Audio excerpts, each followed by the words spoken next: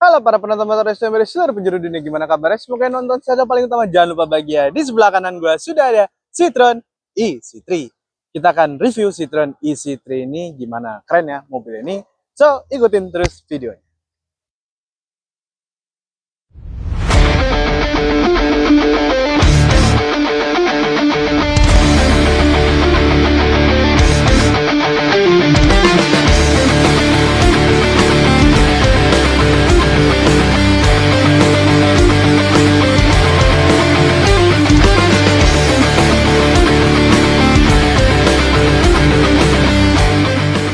Oke, sepertinya kalau kita ngomong Citroen tuh banyak anak muda zaman sekarang tuh yang nggak tahu mobil Citroen itu apa. Mungkin kalau saya punya lah kenalan di Citroen, dia bilang tuh anak-anak muda tuh nggak begitu tahu Citroen tuh mobil apa sih, mobil dari mana. Yang tahu tuh cuman mungkin yang benar-benar petrolhead, yang orang car enthusiast ataupun orang tua yang dulu. Karena kalau saya tidak salah Citroen tuh sempat absen sekitar 30 tahun, akhirnya mereka comeback ke Indonesia itu di tahun 2022 dengan membawa line up C5 Aircross, C3 Aircross, dan satu lagi yang listrik saya lupa.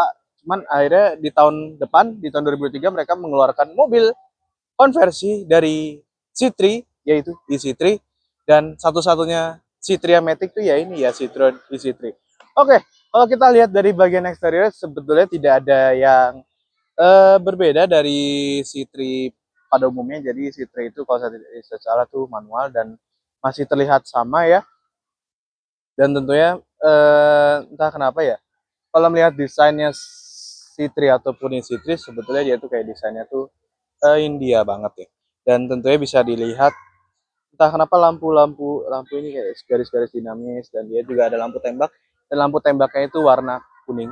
Kayak iya, jarang loh maksudnya lampu tembak yang warna kuning LED itu. Mungkin orang dari jauh tuh mengira itu kayak mobil yang udah di custom, Pak. Biasanya lampu warna-warna gitu kan dari custom, ternyata emang ini bawaan dari Citroen. Dan ini ada logo Citroennya di sini. Jadi Citroen tuh mobil Prancis. Jadi nggak banyak orang yang tahu. Well, overall secara desain sih ya oke lah. Dan ini kita akan buka kap mesinnya terlebih dahulu. Dan untuk pengecasannya tuh dia ada di bagian depan, bukan di tangki belakang. Dan dia tuh juga sudah, alhamdulillah sudah CVS. Iya, kunci sama gue ya. Oh iya, dan gue ngomong. Dan yang bagi penasaran kuncinya tuh kayak apa sih ini? Kuncinya nih, nggak tahu kelihatan apa enggak. Dia masih menggunakan konvensional dan masih ada tombol ini, tombol simpel gitu doang. Kita buka. Anjay, badai. Ya ini bagian, ya mungkin kalau yang versi bensinnya ini dalamnya sini tuh mesinnya. Cuman karena dia sudah listrik, cuman ada aki, dan ini sepertinya kita tidak bisa buka eh, lebih dalam, but it's okay. Dan untuk pengecasannya itu ada di sini. Nanti akan ditumbuk pakai birol. Dan dia ini sudah CCS untungnya. Oke, saya lupa bilang juga, EC3 itu hadir kalau saya tidak salah itu di Gias tahun 2023 dan sempat menjadi mobil listrik yang paling murah saat itu sebelum akhirnya tsunami mobil-mobil listrik dari brand-brand China datang. Dia sempat menjadi mobil listrik yang untuk sorry ya, bukan seperti kelasnya Wuling RV ya, maksudnya yang bentuknya proper mobil ya, dia sempat menjadi yang paling murah. Oke, bagian samping saya nggak jauh beda dengan C3 ya, cuma bedanya ini Matic karena dia listrik. Spionnya masih lipatnya secara manual, cuman untuk kalau teman-teman mau mengatur spionnya ketinggian kaca ataupun mengatur kacanya itu bisa menggunakan tombol di dalam. Di sini ada tombol, bukan tombol sorry, ada logo I di sini dan ada lampu jadul ya, udah lama nggak ngeliat ini. Dan untuk membuka pintunya itu masih jadul, masih pong ya. Saya sudah lama tidak melihat ini. Dan bagian sini, ini dulu tuh it used to be a fuel tank. Ini awalnya tangki bensin, tapi dikunci nggak bisa dibuka dan kopong. Oke, untuk dari kita urusan pervelakan dan pengereman. Pengereman ini depan sudah cakram, belakang masih tromol, dan dia velgnya menggunakan ring 15. Well, nggak, ya cukup normal lah untuk mobil seukuran ini. Dan dia sudah ada roof rail, walau nggak begitu kokoh, cuman oke lah. Dan ada antena di sini di tengah-tengah, Sharkfin ya. Dan bagian belakangnya, well, as usual masih sama seperti Citroen C3. Bedanya dia cuma ada ini nih, ada nambah logo E-nya Prancis, dan ini ada logo Citroen kayak menandakan bahwa wah, Prancis nih. Dan buka bagasinya ini agak ngumpet. Ini ada tonneau covernya. Well, untuk space bagasinya sih ya lumayan luas. Perkiraan saya nih, kalkulasi saya sekiranya satu koper besar dan 3 duffel bag itu bisa masuk ke dalam sini. Well, tadi saat kami minjam, kami dapat apa namanya buat ngecas di sini, ya kabel charger. Sayangnya kita nggak pakai. Kalau saya pakai ini rumah saya kan jeglek, Pak. Nggak kuat listriknya. Oke, ini dia. Oke, tadi saya lupa ngomong ground clearance dari mobil ini tuh sebetulnya tidak tertinggi di kelasnya, tapi masih lebih tinggi mobil bensinnya karena di bawahnya ini ada baterai, jadi beratnya nambah dan ground clearance itu agak rendah sedikit. Cuman hal yang gini-gini, saya tahu banyak yang menghujat mobil ini di sosial media, banyak yang nggak suka sama mobil ini, saya tahu.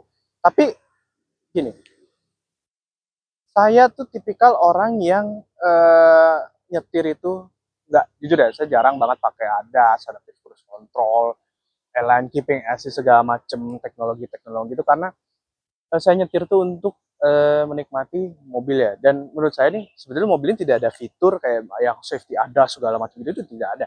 Tapi ini kayak nyuruh pengemudi itu bawa mobil ini untuk menikmati mobilnya ini. Secara tarikan dia itu juga nyaman, bukan nyaman, enak, dan agak ada tenaganya walau nggak begitu kencang ya, karena emang ini mobil emang bukan buat ngebut-ngebutan. Dan kedua, suspensinya ini juara. Kemarin bapak saya udah 3 kali bawa ini, dia mengakui suspensinya enak. Citroen emang juara untuk urusan suspensi, apa mereka punya slogannya sendiri. Slogan itu the flying carpet apalah gitu pokoknya. Dan emang mobil ini sih mungkin bagi anda penyembah fitur kayaknya nggak akan suka sama mobil ini kalau menurut saya ya, karena emang eh, banyak yang nggak suka sama mobil ini karena wah ini cuma konversi apalah, cuma nggak ada fitur segala macam. Cuman kalau anda belum pernah nyoba Citroen, anda coba Citroen aja sekali, itu rasanya itu ketagihan. Waktu itu sempat bawa Citroen Cross juga tuh, waktu itu teman saya yang pinjam, dan itu juga suspensinya saya akuin gokil dan bantingannya juga enak dan larinya juga boleh lah. Ya mungkin tuh ya opini pribadi aja sih tentang e-Citroen ini. Sekarang kita mau cek bagian dalamnya dulu. Oke, ini kita udah dalam kabin dari Citroen E-C3. Oke, first of all, ini ada setir depan, dia sudah enteng banget, mobil listrik enteng cuy. Oke, untuk tombol-tombol di setir tuh ini di sini harusnya ada tombol segala macam, tapi tidak ada. Dan benar nggak ada ADAS dan ada TV sosok segala macamnya. Dan di ini urusan audio di sebelah kanan, saya ada di sebelah kanan nih. Biasanya mobil Eropa tuh saya di sebelah kiri, ini untuk wiper segala macam, ini untuk wiper belakang. Klaksonnya mobil kayak klakson Suzuki gua. Di sini ada untuk pengaturan spion, dan di situ ada tombol untuk membuka, untuk lampu juga, dan untuk membuka kap mesin dan untuk membuka cas. Dan jendela untuk bagian belakang tuh ada ngumpet di sini nih. Dan dia jendela itu atasnya tuh nggak apa, bisa kita pencet tuh auto, cuman kita agak tahan dikit, full otomatis. Oke, untuk instrumen di sini nih sebetulnya sih instrumennya ini biasa saja, tapi informasi yang kita dapat itu cukup detail dan lengkap. Di sini ada jarak tempuh mobil, ada odometer, ada trip A, trip B, dan ada berapa jumlah sisa baterai yang kita pakai, ya range juga ada. Dan sebenarnya sih ini simple dan nggak ada yang simpel aja, tapi informasi yang diberikan tuh cukup detail. Dan pengaturan setirnya sebentar ada di mana ya? Iya, tilt doang atas bawah, tapi is oke. Uh, ah, oke, ini ada di sini ada head unitnya. Head unit itu memanjang, persegi panjang. Biasanya kan kalau mobil itu kan kayak ngotak gitu, tapi ini persegi panjang. Dan di sini juga alhamdulillahnya fiturnya sudah bisa Apple CarPlay dan Android Auto, dan juga sudah wireless alhamdulillahnya. Ini ada AC nih, tombolnya masih fisik nih, ini masih terus seputaran AC, ini tombol hazard. Dan ini ada untuk pengecasan 12 volt di sini bisa dibuka, dan ini untuk pengecasan teman masih menggunakan tipe imbasnya, teman yang untuk seat itu tidak ada di mobil ini. Remnya masih menggunakan rem tangan, dan ini untuk ganti apa namanya, ganti transmisi. Dan mode berkendara itu ada 3, ada eco, normal, dan reverse.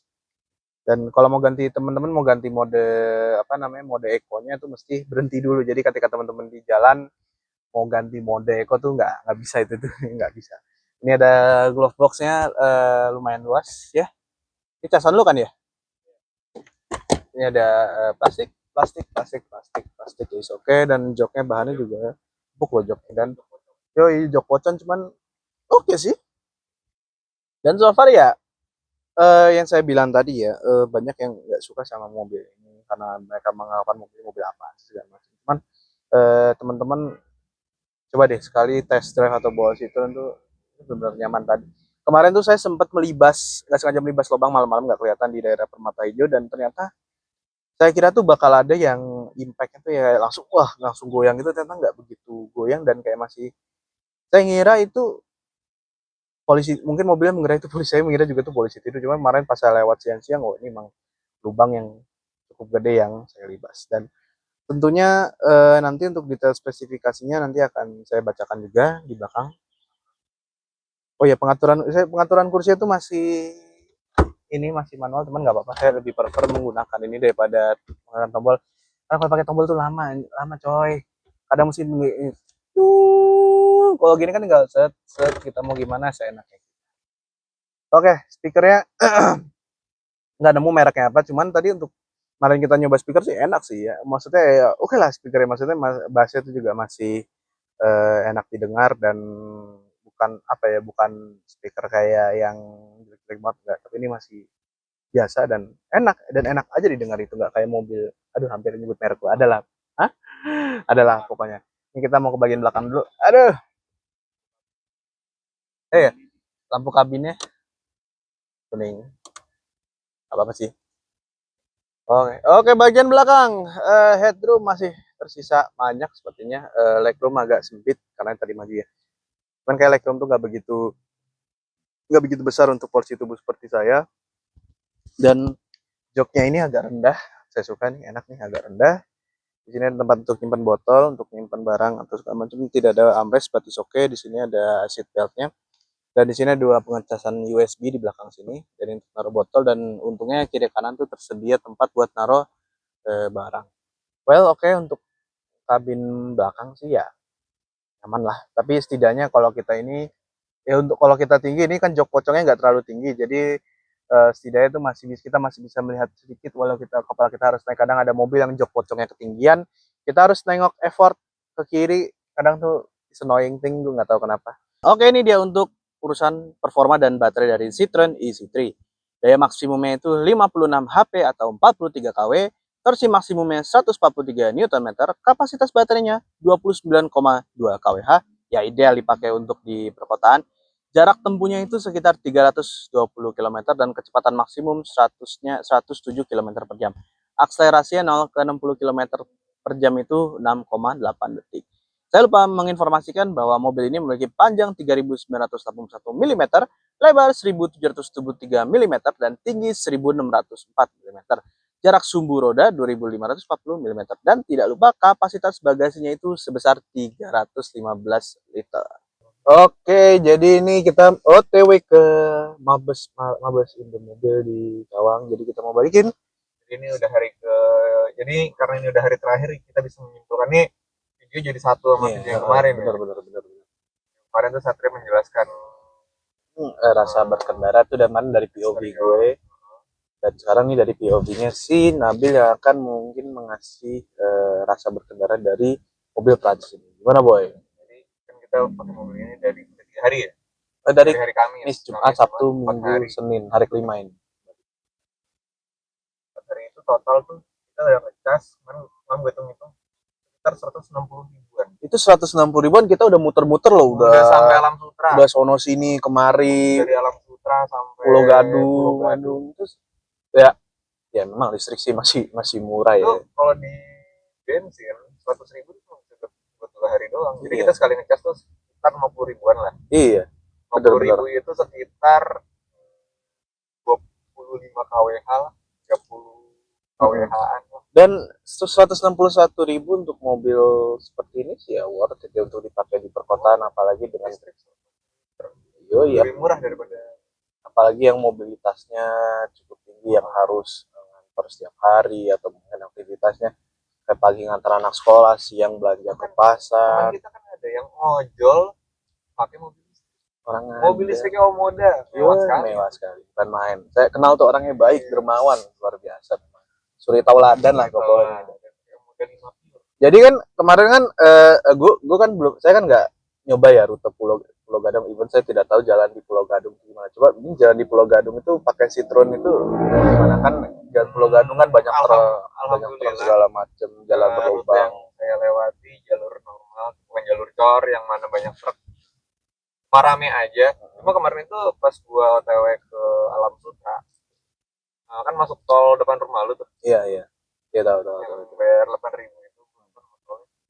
Nah, itu dia kalau kita lari di atas 80 dia tuh bunyi ya, ngasih tahu lu ngebut loh. Iya, ada warningnya, ada warningnya. Kemarin di pas gue balik tuh gue ada itu ya, cuman gue lupa ngasih tahu di video ya. Jadi ada bunyi sensor kalau gitu doang, nggak berisik. Gue ngasih tahu karena mobil listrik itu kadang kita suka ngajar kalau kita tuh. Iya, dan nggak ada napas, nggak ada suaranya juga. Jadi kadang kita suka terlalu berlebihan, dan itu juga sebenarnya bahaya. Dan di sisi itu akhirnya menyematkan kayak bukan sensor, mungkin kayak lebih warning.